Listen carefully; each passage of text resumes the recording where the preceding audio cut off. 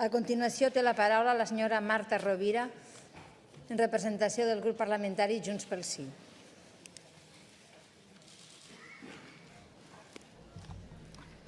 Gràcies, presidenta, diputats, diputades.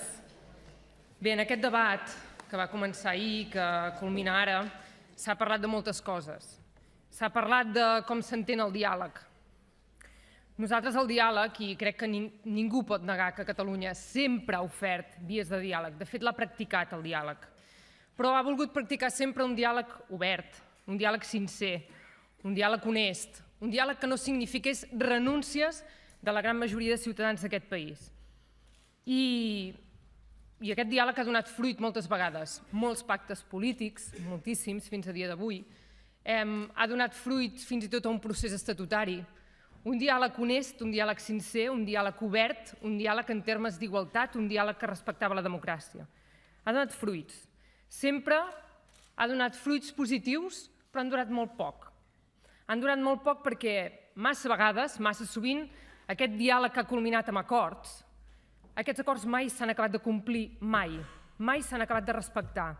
Aquests acords provinents del diàleg masses vegades han estat menystinguts i burlats. Moltes vegades aquest diàleg, que ha culminat amb referèndums, ha estat fins i tot dilapidat i liquidat per institucions judicials. Aquest és el diàleg que se'ns torna a oferir a dia d'avui. Un diàleg que neix viciat, un diàleg que neix menystenint una majoria democràtica al nostre país, un diàleg que obliga a un sotmetiment. Veniu a dialogar al Congrés dels Diputats, un diàleg que no és d'igual a igual, que no és de tu a tu, que no respecta majories democràtiques obtingudes a les urnes. I aquest diàleg cada vegada és més viciat ara, quan precisament en aquest moment hi ha una majoria democràtica i legal a favor de la independència. El diàleg és tan viciat que és inexistent, perquè per sobre d'aquest diàleg hi ha la unitat d'Espanya. Sempre està per sobre d'aquest diàleg. És un diàleg que obliga renúncies, és un diàleg que implica sotmetiment. De fet, la unitat d'Espanya avui és una opció política que és excusa per tot, per negar la democràcia, per intervenir al Parlament, per cessar el govern. En canvi, els independentistes tenim una actitud molt diferent. Nosaltres la independència no la volem imposar a ningú. L'hem sotmès sempre a les urnes i a la democràcia. Ens hem presentat a unes eleccions legals i democràtiques i hem obtingut un mandat.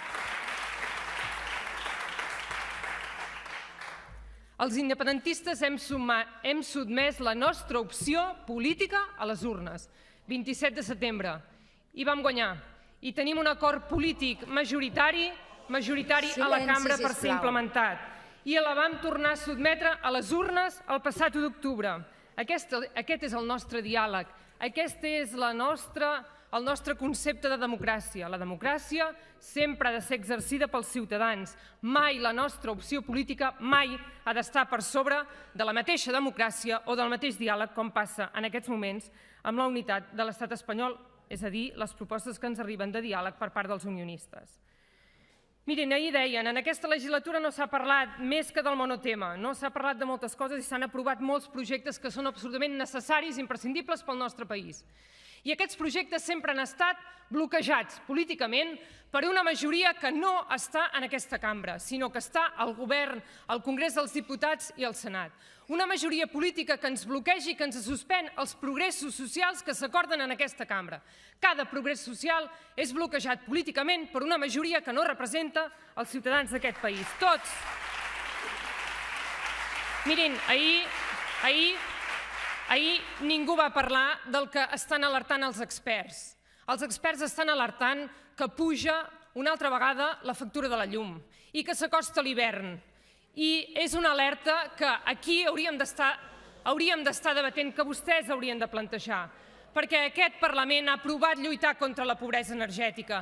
Aquest Parlament ha treballat per pagar una factura de la llum justa, perquè els empresaris tinguin competitivitat, perquè no es doni la situació que en els últims 6 anys els empresaris d'aquest país hagin vist incrementat en un 40% la factura de la llum. Això perquè no es donguin. Saben com ho hem de fer per sortir d'aquest bloqueig polític? Doncs ens veiem obligats a construir el nostre propi país, el nostre propi estat, que defugi d'aquest estat oligopòlic que obliga ciutadans i empresaris a pagar una de les factures de la llum més cares del món. Per això estem avui aquí. Per això estem avui aquí. Silenci, sisplau. Per això. Silenci. I saben què va passar amb aquests instruments que permeten treballar contra la pobresa energètica que vam aprovar amb una majoria política progressista en aquest Parlament? Que vostès la van bloquejar al Congrés espanyol, la van bloquejar a l'Estat, com sempre fan, I avui fan una altra cosa. Passen del bloqueig polític posterior, utilitzant el Tribunal Constitucional, la Fiscalia i els tribunals, passen d'aquest bloqueig polític que han exercit a la intervenció clarament directa, a una aberració absolutament democràtica, a la intervenció d'aquest Parlament i al cessament de les institucions elegides democràticament. Ara ja el bloqueig polític no els hi serveix. Ara ja diuen senzillament el que volem borrar és tot una part de la cambra i ja decidirem nosaltres per tots els ciutadans. Ja no cal que vagin al Congrés espanyol a bloquejar aquesta majoria política, ja no cal que vagin més al Tribunal Constitucional. Vostès avui el que fan directament és intervenir les institucions democràtiques al nostre país. I si això s'aprova, ens en anem 40 anys abans. I ho hem de tenir molt present. Per això avui fem el pas que fem. Mirin, nosaltres només hem volgut votar i hem volgut que tothom votés, absolutament tothom. Senyora Granados, perquè voti tot el país. I això ho demana un 80% del nostre país. Hem posat les urnes per tothom, i tothom ha tingut l'oportunitat d'expressar a les urnes el que pensava. Fins i tot ahir vostès els devia fer vergonya venir aquí a parlar del 155, perquè han actuat com sempre actuen. Fent veure que a Madrid els seus partits i els seus companys no tenen res a veure amb Catalunya. Vostès venen aquí, fan uns discursos molt amables, però mentrestant allí Ciutadans, el PSOE i el PP estan aprovant el que aproven. I com que els fa tanta vergonya, vostès ahir no en van parlar d'aquest article 155, no en van parlar. Com sempre, vostès aquí donen una cara i després bloquegen políticament els avenços que aprova aquest Parlament. Podem parlar de llavaneres, senyora Arrimadas. He fet una trucada a llavaneres i els he dit que hi ha altres maneres de demostrar la discrepància política, certament. Sí. De la mateixa manera que jo he fet aquesta trucada, jo li demanaria que vostè també en fes. Miri, des de fa 2 anys que alguns diputats que tenim majoria a aquest Parlament també estem intentant tirar democràticament les iniciatives que representem, que ens han donat i ens han fet emanar els ciutadans d'aquest país. Però no podem, per un bloqueig constant de l'oposició, que quan se'ls acaben els instruments típics de bloqueig parlamentari, el que fan des de que fa 2 mesos és una indignitat. Milers de persones investigades, 700 alcaldes investigats, la mesa i el govern querellats i requerits, més de 1.000 ferits per la policia espanyola l'1 d'octubre, els càrrecs i servidors públics detinguts i imputats, escorcolls a domicilis particulars, a empreses i a despatxos professionals sense garanties, citacions a la Guàrdia Civil i a Policia Nacional per declarar, una campanya electoral prohibida, requisa de cartells, clausura de 140 llocs webs i assetjament a les xarxes socials, amenaces polítiques constants, d'afusellaments, d'il·legalitzacions, de suspensió de les institucions, de presó pels càrrecs polítics, seguiments de la policia. Sisplau, senyora Arrimadas, demani a la policia de paisà que no ens segueixin més. No volem que ens segueixin, volem exercir els nostres drets.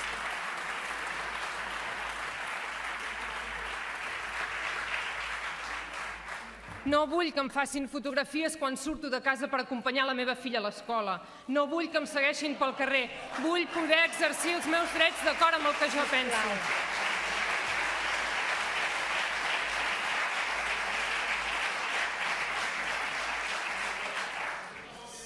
Silenci, sisplau. Jo he demanat a tots els regidors i els alcaldes d'Esquerra Republicana... Senyora Rovira, sisplau. Senyor de Páramo, sisplau. Senyor de Páramo, vostès ja han parlat, ja han exercit el seu dret parlamentari, ara l'exerceix un altre grup, sisplau, respectin.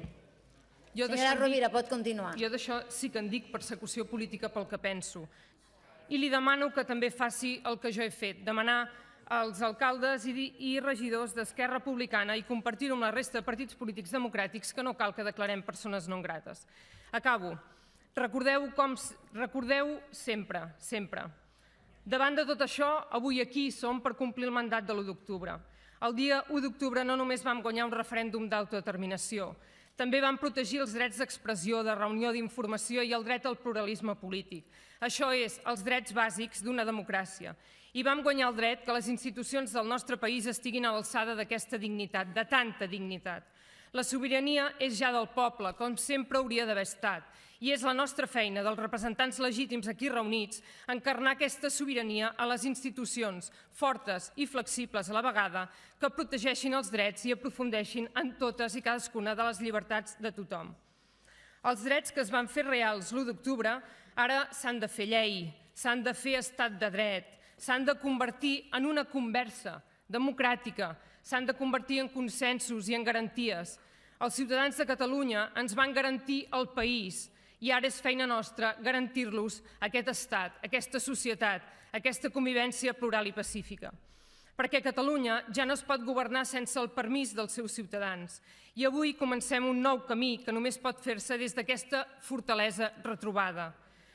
Les milers de perspectives que formen el nostre país, que són moltes i molt plurals, han de retrobar-se en aquesta determinació per construir un país millor del que som. I a cada passa que vingui és des d'aquesta determinació compartida que hem de poder avançar. Venen temps difícils, no cal que ens enganyem. Venen moments de tensió, però no tenim alternativa, no la tenim. L'incapacitat de l'Estat per adaptar-se a les demandes socials de Catalunya, a la voluntat de tenir una conversa adulta, civilitzada, és també la incapacitat d'adaptar-se als temps que vivim, que són i han de ser temps de pau i democràcia. No serà fàcil, no serà gratuït i ho sabem, no serà d'un dia per un altre. Ens cal el talent de tot el país, ens cal tota la cultura pacífica que hem fet viva aquests anys, tota. Però sabem que tenim el talent, sabem que tenim la determinació, sabem que tenim societat civil i civilitat en aquesta societat. Sabem que tenim una xarxa de complicitat, solidaritats i cooperació. Ens caldrà tot això. I també ens cal parlar clar i aprendre les responsabilitats que ser un estat també comporta. I sabem que hi ha a Catalunya molta gent que no vol independència, ho sabem, o que no veu clara aquesta estratègia, també ho sabem. I és essencial que les seves veus siguin escoltades, que siguin incorporades a la bastida principal del país, en el procés constituent. El pluralisme no és només un fet innegable, és també una part essencial i necessària del progrés, de tot progrés. Per això ens cal una cultura democràtica molt més robusta. Ens cal una cultura democràtica molt més madura, més exigent, i ens cal crear les condicions perquè la conversa i el debat del procés constituent sigui sense límits, sigui sense subordinacions, sigui possible. Avui, malauradament, aquest debat no ho és. Avui les opinions, les preferències, les ambicions són coartades, són amenaçades des de l'Estat. Ens és imperatiu construir aquesta societat, una societat on això no passi. Senyora Rovira. No ara, ja acabo, senyora presidenta, no ara, sinó mai passi el que està passant. Construir un estat, com ens proposem fer, significa que el poder de l'Estat no pot estar mai sobre el poder de la gent, com està passant, ni dels consensos, ni de les discrepàncies, ni de la convivència. Ens és urgent crear un espai lliure de repressió i de por per tal de prendre les decisions que vulguem prendre sobre el futur del nostre país. I això es diu, i només es pot dir, procés constituent cap a la República Catalana. Acabo. Recordeu. Sí, però també m'han interromput unes quantes vegades. Recordeu, hem assistit a la primera fila d'un espectacle únic, una revolució cultural. Hem perdut la por. Un home o una dona que només té por és un ninot a mans del poder, però una dona o home que coneix els riscos i se'n fa responsables és un home lliure. Avui fundem un nou país sobre aquests principis i sobre aquesta dignitat. Fem-ho.